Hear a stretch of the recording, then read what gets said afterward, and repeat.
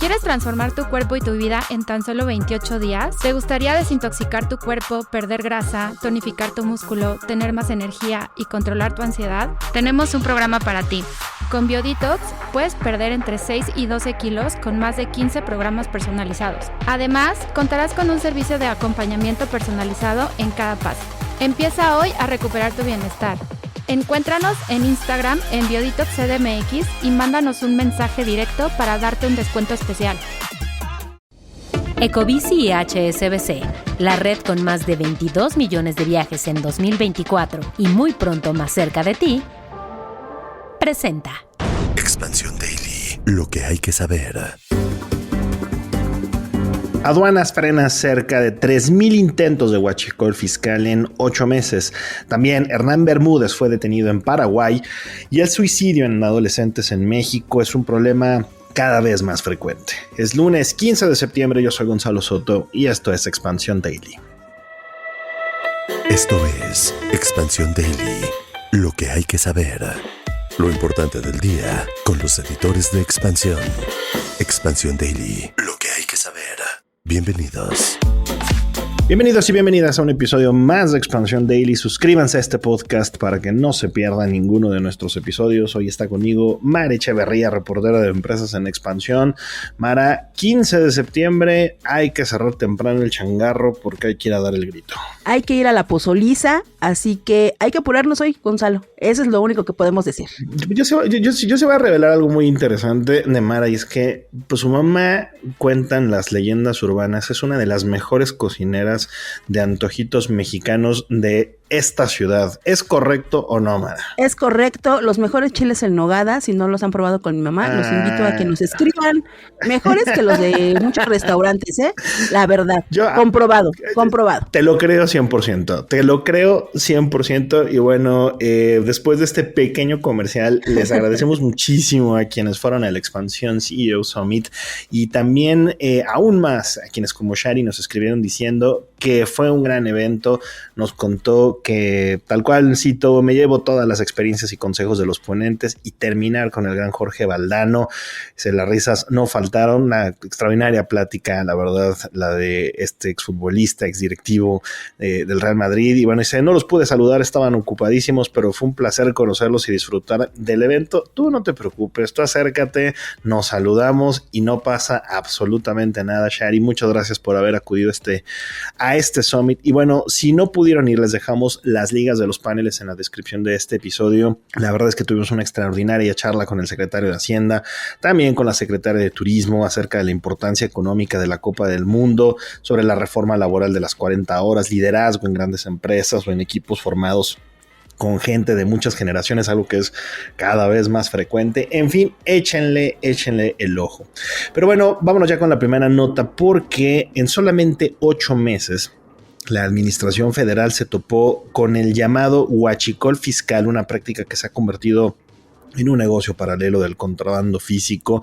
De hecho, entre octubre de 2024 y junio de 2025, los intentos de registrar combustibles con un código que no corresponde a su naturaleza, pagar por lo tanto menos impuestos y vender en el mercado local con una ventaja de precio, sumaron 2,937 de estos casos. Y bueno, ya se ha convertido esto en un punto más, en un golpecito más de nuestra sociedad tan acostumbrada al delito, tan acostumbrada a lo mal hecho, mi querida Mara. Así es, Gonzalo, no hay que dejar de hacer énfasis en la cifra, porque pone en relieve la importancia de las aduanas en un país que depende del exterior para sostener el consumo energético. Y es que en México importamos 6 de cada 10 litros de combustible que consumimos, así que cualquier irregularidad, por mínima que sea, pues sí escala a niveles fiscales muy importantes. Correcto.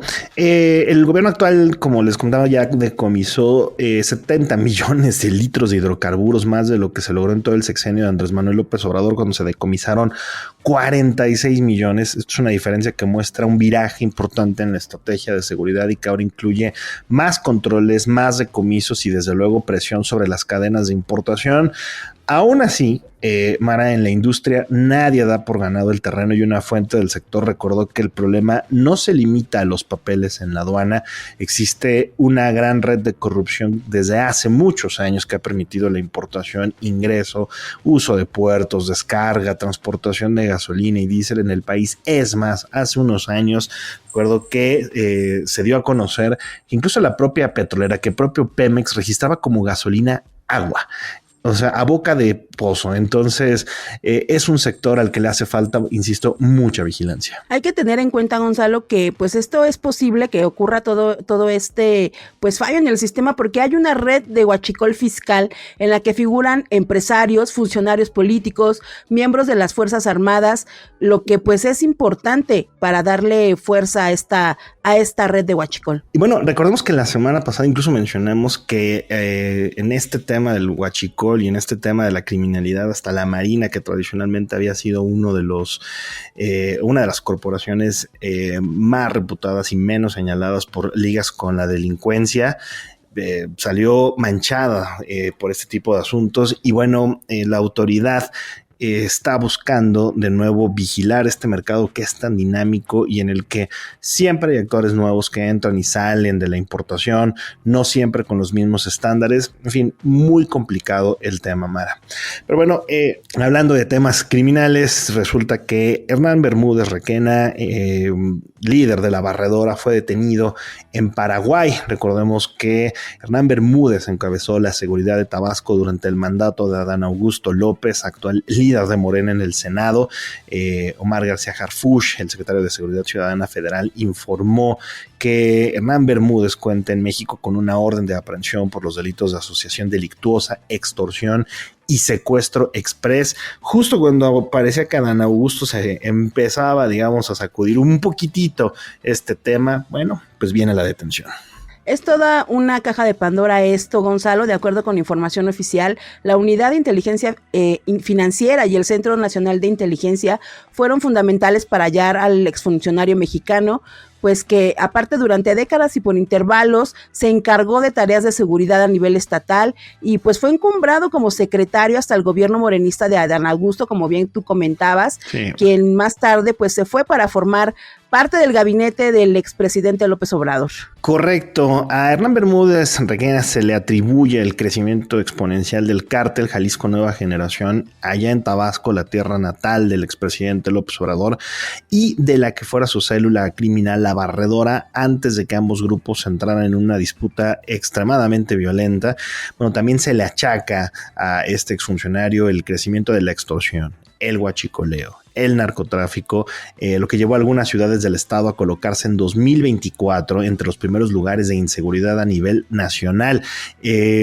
Una sola persona con pues todo, insisto, todo este perfil criminal y todo este crecimiento que se le atribuye de acercamiento entre la autoridad o desde su posición de autoridad federal con el crimen organizado, el daño que generó en un estado que no era o no figuraba propiamente entre las más entre las más golpeadas por el crimen organizado. Sus lazos criminales, Gonzalo, fueron dados a conocer en octubre de 2022, cuando el colectivo conocido como Guacamaya hackeó y filtró millones de documentos de la Secretaría de la Defensa Nacional. Recordarás que en Expansión hicimos una cobertura al respecto, sí, y desde entonces pues se supo que más de 10 informes militares ubicaban a Bermúdez Requena como integrante del cártel de Jalisco Nueva Generación, y pues López Hernández, quien lo colocó en ese cargo y para entonces ya era secretario de Gobernación, minimizó estas revelaciones y las calificó entonces como fantasías y disque filtraciones. Así es, prácticamente como una ficción. Se refería a Adán Augusto a estos señalamientos por parte, insisto, de las propias unidades de inteligencia de nuestro país. Y bueno, también el entonces presidente López Obrador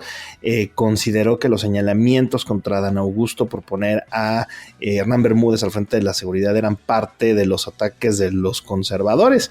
Y bueno, ya vemos que detrás de esto sí había bastante más peso. Así es, Gonzalo, y a finales del año pasado, 2024, Javier May, actual gobernador de Tabasco y también morenista, criticó a sus antecesores, tanto López Hernández y Carlos Merino Campos, que tenía un cargo interino, por haber mantenido en el cargo a este criminal, siendo que era pues voz pública en su relación con el crimen organizado. Correcto, y en lo que se desahoga el tema de su extradición al al país. Hernán Bermúdez permanecerá en prisión preventiva allá en Paraguay. El exfuncionario tuvo ya su primera audiencia a cargo del juez de garantías especializado en crimen organizado, Osmar Legal, quien le dictó la medida cautelar de prisión preventiva.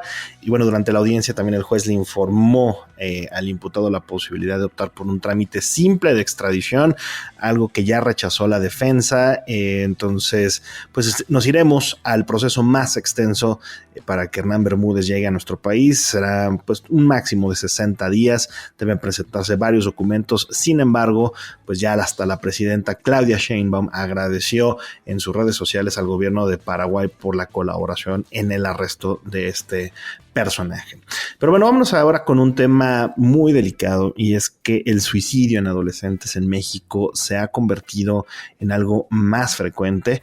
Aunque las generaciones jóvenes hablan mucho más de salud mental, lo hacen de forma más abierta, algo que hay que celebrar y aplaudir muchísimo, pues no se ha traducido necesariamente en atención oportuna, ya que el acceso a especialistas todavía es sumamente limitado en nuestro país. Así es, Gonzalo. Y bueno, Dulce Soto nos cuenta en esta nota pues sobre la constante interacción en redes sociales, los espacios que también se han convertido en espacios violentos de acoso y de discriminación, las pocas horas de sueño, el sedentarismo, y pues en fin, es toda una comunicación insuficiente con los padres, el uso problemático de sustancias, violencia intrafamiliar, exclusión social. Son todos estos factores que juegan un papel importante en la salud mental de los adolescentes. Correcto, en personas de entre 15 y 19 años se incrementó particularmente el suicidio. En 2024 este grupo se ubicó con la segunda tasa más elevada, 10.2 suicidios por cada 100,000 habitantes, solamente detrás de las personas de 30 a 44 años, con 10.7, prácticamente es un mismo nivel, es un mismo rango. Y bueno, Carlos Arnaud, vicepresidente de la Asociación Psiquiátrica en la región noreste de nuestro país, le explicó a Dulce que los casos de depresión y ansiedad han crecido en las juventudes y son dos de los factores que pueden llevar al suicidio: la depresión, la ansiedad, como ya lo decías, todas las causales que mencionabas hace rato, desde las redes sociales hasta la falta de comunicación con la familia, con un entorno más sano. Hay que poner bastante atención en este tema, Gonzalo, porque tan solo el año pasado se registraron 8,856 defunciones por suicidio en México, ocurridas en personas de 10 años en adelante, o sea, de 10 años, son unos niños totalmente pequeños, y esto pues de acuerdo con datos del INEGI. Correcto, y bueno, la preocupación se concentra sobre todo en el rango que ya les daba de 15 a 19 años, en el periodo de 2004 a 2024, en esos 20 años, poco más de 17,900 adolescentes en ese rango de edad se suicidaron. Como ya decías, también se han registrado casos en niños. En este lapso que les mencioné, el INEGI reporta 4,364 suicidios en menores de 10 a 14 años, también un incremento de 55% en solamente 2 décadas. No sé qué piensas tú de esto, Gonzalo, porque justo estas generaciones más jóvenes también son las que hablan más de salud mental en redes sociales, también incluso han roto viejos estigmas sobre lo que representa acudir al psicólogo o al psiquiatra, entrar en un tratamiento, y pues esto no se está traduciendo en una atención oportuna, porque el acceso a la salud mental en México pues todavía es limitado. Creo que es la gran paradoja que vivimos en este momento con relación a la salud mental. Hay una mayor apertura a hablar de estos temas, hay una, digamos, menor estigma, ¿verdad? En muchos sectores de la sociedad también a veces nos limitamos a lo que sucede únicamente en las grandes ciudades o en las urbes de nuestro país. Recordemos que pues hay otros sitios en donde pues sigue siendo, ¿verdad?, tabú hablar de muchos temas de salud mental, particularmente entre hombres, aunque también desde luego miles o millones de mujeres son afectadas por estos padecimientos que ya mencionábamos.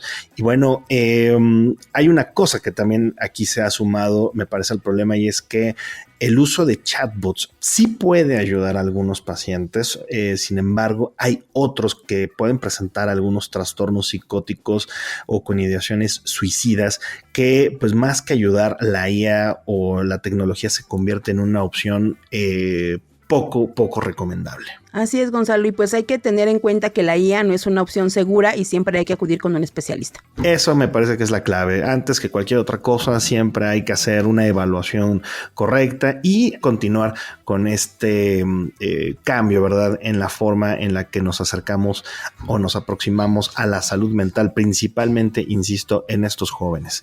Y bueno, Mara, México se encuentra ante una oportunidad histórica de ser uno de los primeros países que incorpore de manera oficial o que reconozca de manera oficial el desplazamiento climático interno para generar políticas públicas que ayuden a otras comunidades. Esta nota interesantísima de nuestra colega Brenda Yáñez de Expansión Política nos dice que en Tabasco, a la orilla del Golfo de México, está la comunidad de El Bosque, ubicada en el municipio de Centla, que pasó de ver cómo las olas devoraban sus casas a convertirse en la primera población reconocida oficialmente en el país como desplazada por el cambio climático.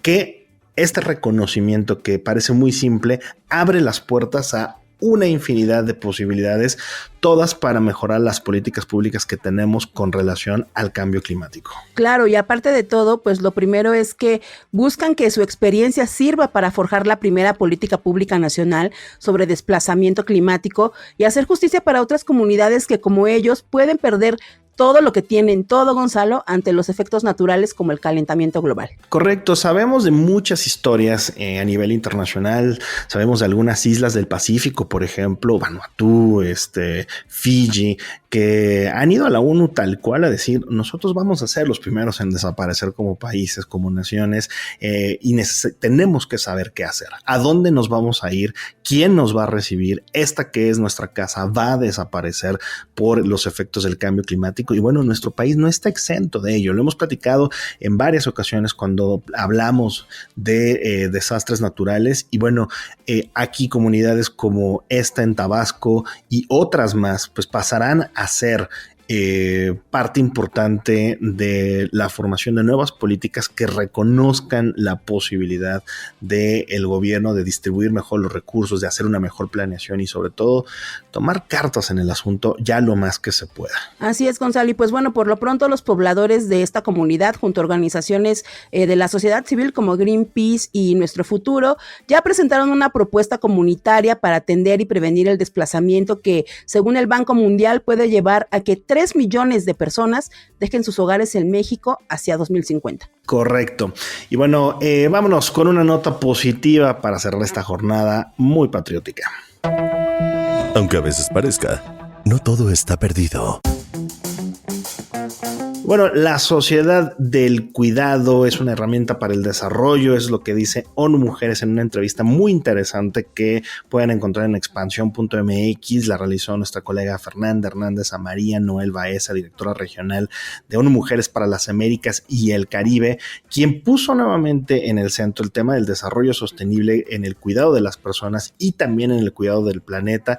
Lo acabamos de mencionar en la nota anterior, pero bueno, se abren, ¿verdad? Desde luego, muchas posibilidades y se abren además oportunidades para mejorar todo esto en nuestro país. Justo, Gonzalo, actualmente pues existe una crisis de los cuidados porque la esperanza de vida se ha incrementado y con eso también la población requiere pues de que más personas estén cuidando de la gente que se va haciendo pues vieja, ¿no? Anciana, los que vamos hacia ese camino porque somos todos. Correcto. Y la tasa de actividad femenina también ha crecido desde la década de 1990. Estos dos fenómenos combinados dejan pues que más personas para cuidar, menos personas con disponibilidad para hacerlo. Correcto. Hay un tema también aquí adicional, es que en Latinoamérica hay avances importantes. La centralidad de los cuidados se ha incorporado progresivamente en las agendas de los gobiernos. No ha sido parejo, pero en términos generales, la región parece que sí ha avanzado de manera importante, sobre todo después de años de luchas de la sociedad civil y desde luego los movimientos feministas en todos los países de la región. De acuerdo con un informe de ONU Mujeres publicado en 2021, en los 15 años anteriores, los gobiernos de toda la región aprobaron acuerdos para el diseño e implemento de políticas de cuidado en nuestros países y esto es algo que ya ve algunos frutos. Además, Mara, recordemos, esto del sistema de cuidados es parte central de las promesas del actual gobierno de Claudia Sheinbaum. Así es, aquí en el país aún no se aprueba como tal un sistema nacional de cuidados, pero sí existen iniciativas estatales y municipales para desarrollarlo, como es el caso del sistema de utopías que propone Clara Burugada, que es la jefa del gobierno de la Ciudad de México, que puso en marcha ya ella como su trabajo como alcaldesa de Iztapalapa y que busca aplicar en toda la capital mexicana. Ya veremos si esto tiene eco en el gobierno local. Correcto. Y bueno, hablar de estos sistemas de cuidados es algo positivo. Y ojalá siga creciendo esta tendencia en nuestra región y en nuestro país. Y bueno, no es casualidad que esté Mara por acá. Sabíamos que, o más bien le apostaba a ella, a que los Diablos Rojos del México, el equipo de sus amores, se levantara con el bicampeonato, se hiciera con el bicampeonato tras barrer de manera grosera, la verdad, creo yo, ya en los últimos partidos a los Charros de Jalisco. Nos coronamos campeones de la Liga de la Serie del Rey con los Diablos Rojos. 4 juegos bien jugados y pues felicidades a los Diablos Rojos del México. La verdad sí, un equipo, la verdad que empieza a hacer época después de una década de sequía absoluta de títulos. Llegó el estadio, llegaron nuevos jugadores, llegó ya un bicampeonato, algo que no ocurría desde principios de los 2000. Y bueno, ahora el objetivo será el tricampeonato, algo que no ocurre en la Liga Mexicana de Béisbol, que además esta temporada cumplió 100 años. No ocurre desde principios de los años 40, cuando los Industriales, ahora Sultanes de Monterrey, se llevaron 3 veces el título. Pues mira, ya está la misión 18, que es la que tenían los Diablos Rojos. Veremos en 2026 hacia dónde va la Liga Mexicana de Béisbol. Y mientras, pues tenemos el softball, Gonzalo. Así que también le quería ver a las chicas. Donde también las jugadoras de softball de los Diablos Rojos del México son las actuales campeonas, van por ese bicampeonato. También se antoja, ¿verdad? Muy logral, se antoja muy posible ese en el softball de nuestro país. Y bueno, yo sí le quiero mandar desde estos micrófonos un abrazo, un saludo y cobrarle una apuesta a mi querido Salvador Quirarte, ex dueño de los Charros de Jalisco, quien pues ya nos debe, dijo, eso apostamos en Expansión, ya nos debe ahí unos regalitos por haber perdido esta Serie del Rey. Seguramente pagará porque es todo un caballero, pero pues muchas gracias también. Abrazo, chava, ni modo, se gana, se pierde en el béisbol.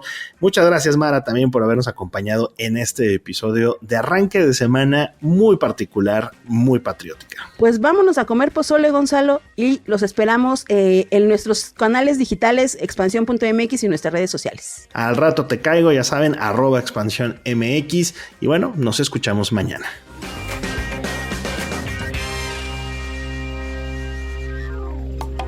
Expansión Daily. Escucha un nuevo episodio lunes a viernes a partir de las 6 de la mañana. Expansión Daily es un podcast de Expansión. Este episodio llega a ti gracias a rss.com, el podcasting hecho simple. Ecobici y HSBC, la red con más de 22 millones de viajes en 2024 y muy pronto más cerca de ti, presentó